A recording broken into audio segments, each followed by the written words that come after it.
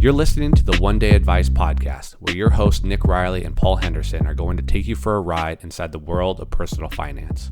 Together, we're going to give you a fully transparent, behind-the-scenes look into the financial services industry, helping you to optimize your financial life along the way. Yeah, so today we're going to be talking about people in their mid-career. So we're going to define that as people in their 40s, maybe early 50s. And this is part of our age-based series. So we're doing a series on early career, mid-career, and people nearing retirement. So this episode today is just going to be focused on that mid-career age. So to kick things off, I just wanted to kind of address some of the main areas where questions come up when speaking with clients in this age group. And one of the things that we find is that there ends up being more complexity as people are more mature in their careers at this stage. They've started to gather assets. You may be having kids in the picture. There's just more to life at this stage than at that early career. So, Paul, did you want to speak on some of the complexities around their investments at this stage? Yeah, definitely. I think with these conversations, people tend to come to us basically because the it's real dollars now. It's when it's tens of thousands, that feels like, okay, I can manage this, and it's a side project that's fun. Our mid-career clients tend to look at their account and say, wow, okay, this is significant, and I don't want to screw it up. So that's people are looking at their target retirement date funds, like, well, do I need to be in that? Can't I start diversifying a little bit? Should I? My friends are talking about these stocks, and there's just starting to realize that there's complexity, but there's also some opportunity. And that's the fun conversations for us are to talk about, okay, you've done a great job getting to this point. Now, like, because you've laid that foundation, you've got choices, and maybe you want to build out this side of your portfolio. Maybe you're talking about a new home or something like that. There's just lots of there's fun potential. There's also kind of scary potential. Your kids, if you have kids, might be growing up and they're definitely growing up. They might be going to college. They might be there's more things coming down the pike that take some planning. Exactly, and I think the kids is a big focal point for this age group too. Is you've evolved from kind of getting your career off the ground, and maybe starting a family in your early career stage, and now in your mid career, you're likely in your highest income earning years, and you're also trying to raise kids and make sure that you're setting them up for success. So we find a lot of clients are really wanting to, ideally they've already begun a 529 plan or some form of educational savings plan for their kids, but their kids are starting to get to the point where those funds are actually going to be used.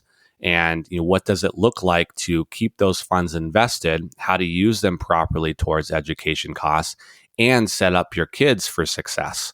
And it's important to note that no matter how much you try to educate your kids, or you rely on them getting education through the school system, they're not going to get a lot of attention to areas around personal finance. So they're naturally going to look at you as that example, and being able to provide them a good example of how to spend, how to think about money. Can be a great asset at this stage. And I know Paul and I were discussing too that this would be a great podcast to go into further details on in the future, just because I think kids are so important to be able to pass on that education too, because they don't get personal finance education in school, which is very sad. So just talking through a lot of points with clients at this stage around their kids being that vocal point. Yeah, that's it is sad, and I think there's a movement to bring some personal financial education to schools, but yeah, it's sadly lacking at this point. And it's a good point. We definitely there's more education with our early career clients. I feel like that education is more for them. And then when it comes to mid-career, if they've been working with us for a while, or if they're new, that education now shifts to the next generation. And that's, kind of, we were a resource for the next generation, and we're the, let's call it, the kind of personal trainer for the client. That Mm-hmm. we've moved from group fitness to really personalizing. At this point, their situation is, everyone's situation is unique, but as you get older, it becomes a little bit more unique. You have a house, or you might have multiple houses, or there's lots of, Yeah. everyone's balance sheet will look a little bit different. So there's it's fun and exciting because there's chances for optimization, but it can feel kind of overwhelming if you're coming into it with a full-time job, a couple of Yeah. kids, like all the stuff that's taking up your time.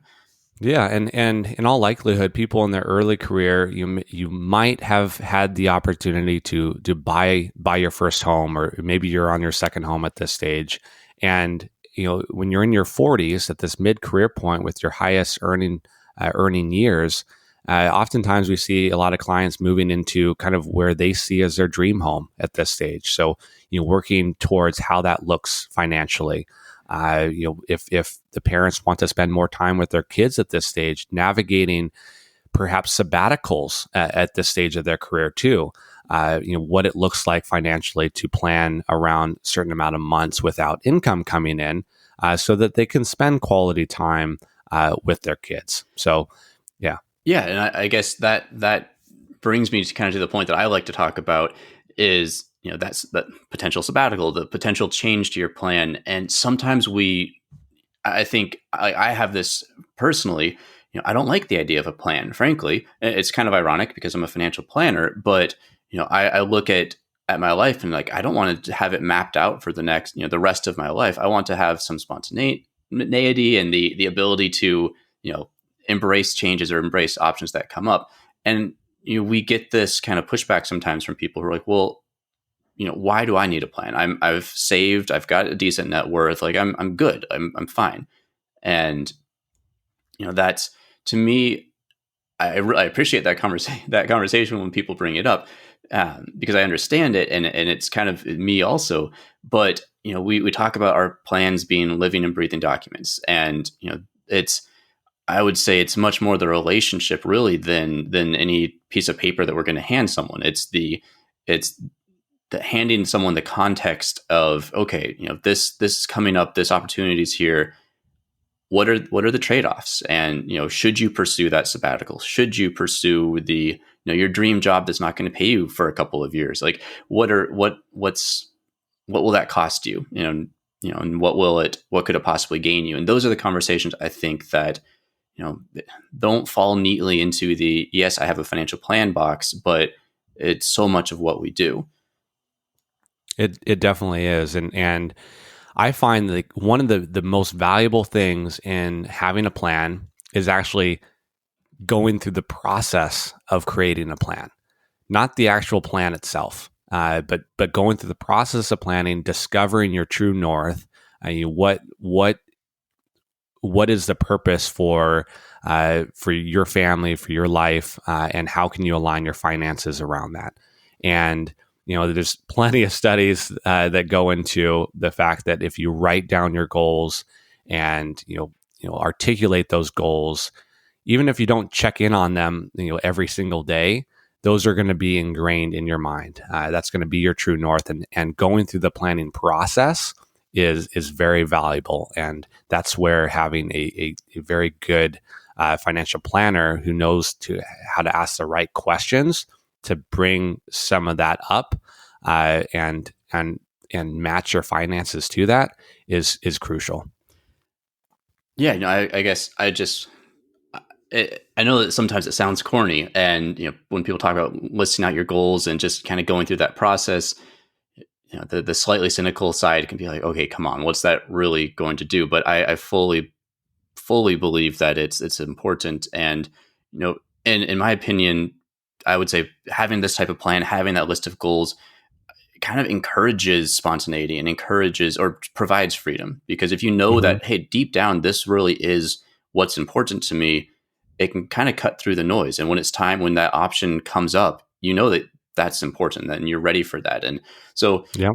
in a way, that the plan is, it's not okay, you must do this. It's not written in stone, but it gives you the ability to know that, what you to know what's important to you, and to act on that. Yeah. No, exactly. And when it comes to uh, just having that plan in place, it's not meant to be a rigid plan, and it's I think there are advisors out there who are going to put your likelihood of retirement success, but then base it on you have to have this amount of contributions every year, every month, and you have to rely on 10% returns to reach that goal. That's just going to add further stress in your life if for some reason any 1 month or 1 year you don't meet those requirements to mean a successful retirement date. And that's where having a plan that is elastic, I guess, in the sense that it's flexible to be able to account for changes in your lifestyle, changes in your life, knowing that you can go through a low inflation or a high inflationary period or a low interest rate period where returns might be lower than usual. To know that you can go through years of those types of different periods and still be successful on reaching whatever goals you're trying to write down on your plan. That's where a plan really adds a lot of value. Yeah, and I think we can. I know that, Nick, you've got a couple kind of general guidelines and some stuff to talk about around diversification and some kind of interesting takeaways. We can edit this next part out in the future if we need to, but I just, from my own personal experience, I'm just kind of reflecting on this as we're talking. I remember right out of college when I was in that moment of what am I going to do with myself? What type of job do I want? I did kind of take the corny step of writing down, 5 goals on the note card. Like, okay, this is something like, how do I get there? Well, this, if I've hit this by age 35, I'll feel like this accomplished something. And, the one that I remember, I was kind of slightly indecisive. There was, I want to learn French or Russian. And I was just, coming out of college, you have these kind of grand ideas. So I don't know where the Russian thing came from, but, French was definitely on there. And 2 years ago, when my wife Ramona had the opportunity to take us to France, basically for at least a year, possibly two, in the back of my mind, I was like, this is something that coming out of college was super important to me. And, had I not done that, it was hard to say, okay, I'm going to step away from my career for a bit. This is going to be a big change, but I was able to kind of have that touch point of, okay, this is something that all along I've wanted to do, and that learning French. So Yeah. it's just in my own. I think I'm passionate about this because it's, I've lived it, and it made that decision easier. Just kind of being able to say, I didn't write down that I wanted to get to here in my career by this age, or I wanted to make this much money. It was really, I wanted to have these experiences, and to Yeah. me, that's what our planning is really focused on.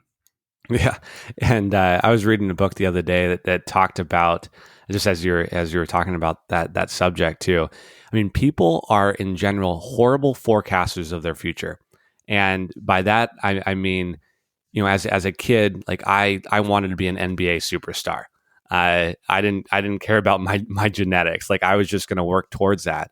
And then once you mature a little bit more, you get to a different stage. Then that might evolve into you wanting to be an attorney or a doctor, of some sort. And then you realize like how much work that's going to be to get towards those careers, how many years of education. So you start reassessing like, oh, maybe it's more practical that I do that. So your life evolves. Like people are just in general horrible forecasts of what they're going to be like in even the next year, the next 5 years.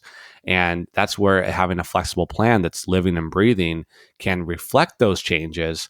And as you mentioned, Paul, like being able to kind of adjust as you go along and just explore. Yeah, life is all about an exploration of finding purpose and finding things that you're passionate about, and you're never going to find that out unless you try a lot of different things. So, and speaking of trying a lot of different things, I think that leads us into the diversification aspect of this conversation too, and I love talking to mid-career professionals around diversification because their early career is so much of their time is invested in getting their career up and off the ground and getting that experience that they need to truly add value to their employer, to their customers, to their clients in whatever line of work they're in.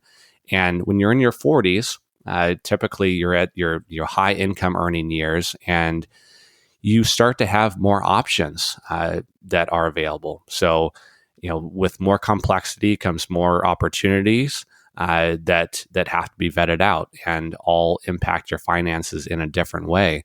But things like, you start to have conversations beyond just stocks and bonds. There's opportunities in alternative investments.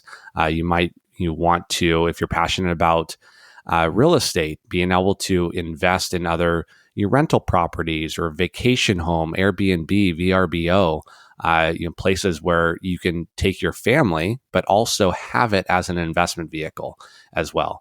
And there's so many opportunities, whether that be a lake house, a place up in the mountains to use all year round for skiing, snowboarding, mountain biking, you name it. Things like that are things that we'd love to talk through with many of our mid-career professionals that we work with. I totally agree, Nick. The only thing I'm going to nitpick on is apparently it's Verbo. I've been watching, my YouTube ads are coming Really? through. Yeah, and I've always called it VRBO, and apparently I'm getting old because I'm out of touch, and it's Verbo. Oh man, I'm But just going to keep being old and say VRBO.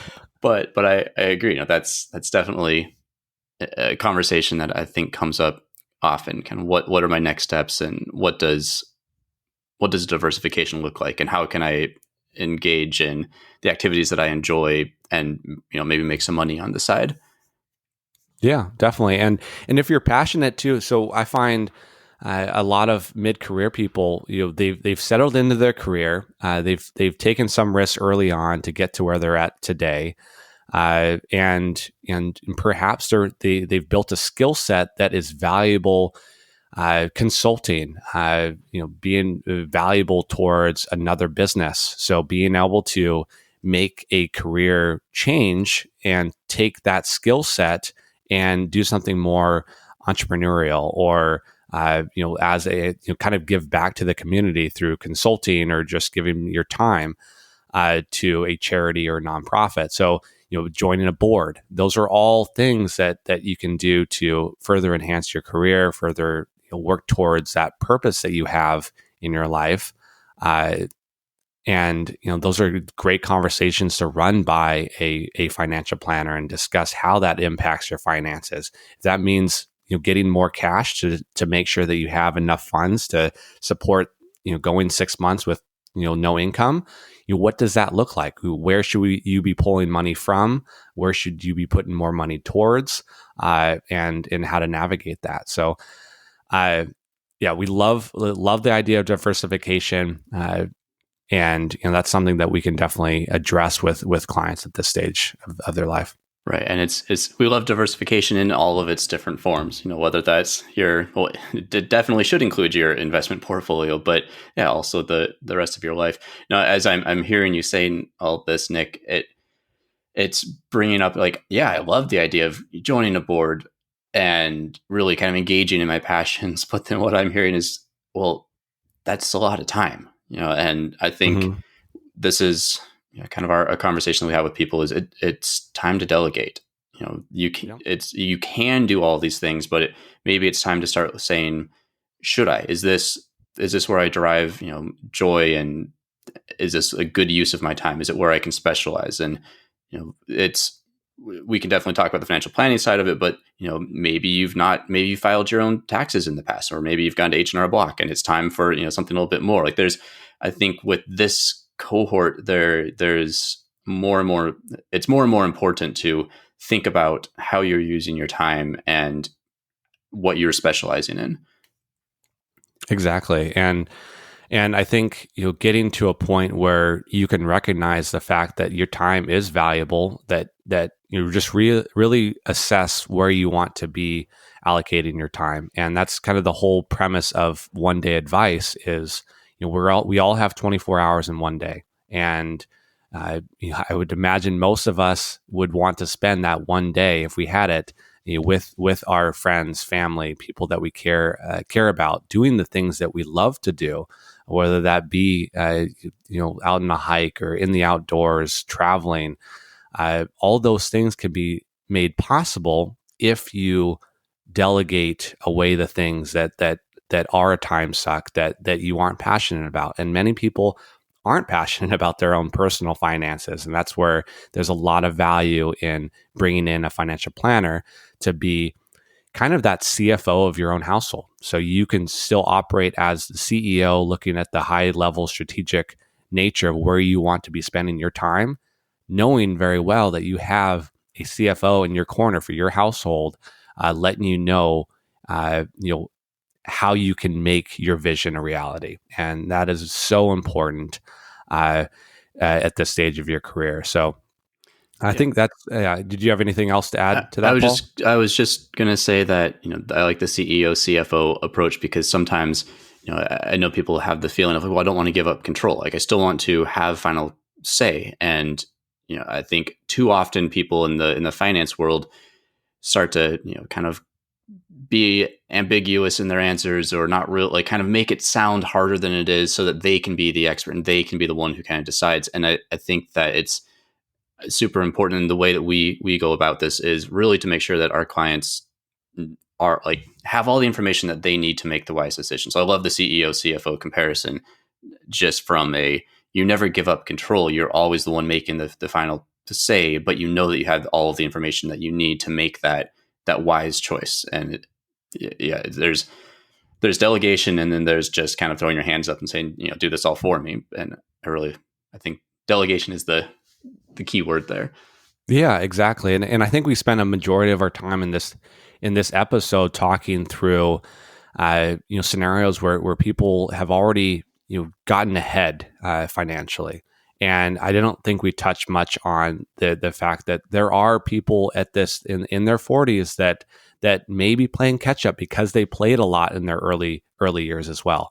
And we've worked with plenty of people that are in that boat as well. And it's not too late to start for if you're listening and you feel like you're a little bit behind on saving for retirement and saving towards these certain financial goals. It's not too late. That's where you need to start delegating your time and resources with a financial planner to get you back on track, so that you can feel more comfortable getting to where you want to be, once you reach 50, 60 and are closer to retirement.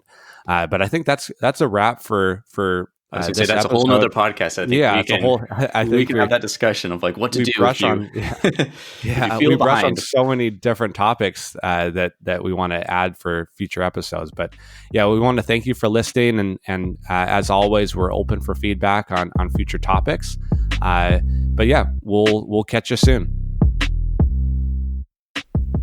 Hi, I'm Nick Riley, the founder of One Day Advice. If you like what you've heard, we'd greatly appreciate your help in spreading the word. After all, we are financial educators, not marketers. Thanks for listening, and remember to leave us a review. Nick Riley is the founder of One Day Advice, an independent registered investment advisor. Paul Henderson is the director of financial planning at One Day Advice. Both Nick and Paul serve as wealth advisors to their clients. All opinions expressed by Nick, Paul, and podcast guests are solely their own opinions and do not reflect the opinion of One Day Advice. This podcast is for informational purposes only and should not be relied upon as a basis for investment or financial decisions.